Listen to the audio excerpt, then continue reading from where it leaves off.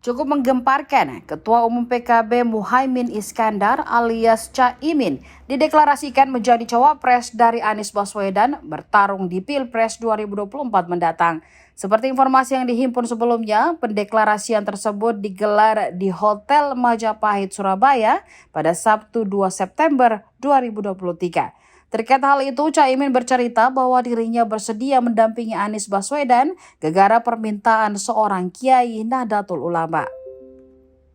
Bahkan menurut Caimin, perintah itu sudah disampaikan sejak 2021 lalu atau kurang lebih 2 tahun sudah. Di tahun 2021 itu, Caimin dirinya dipanggil oleh putra tokoh besar NU Kiai Haji Asad Syamsul Arifin, yakni Kiai Holil Asad.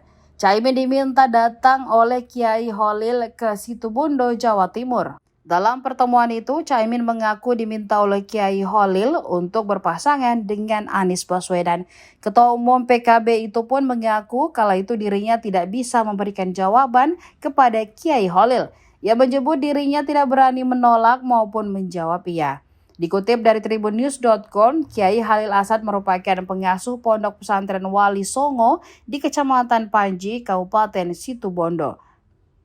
Dirinya merupakan anak dari pasangan Kiai Asad Syamsul Arifin dengan Nyai Haja Zainab yang lahir di Mekah.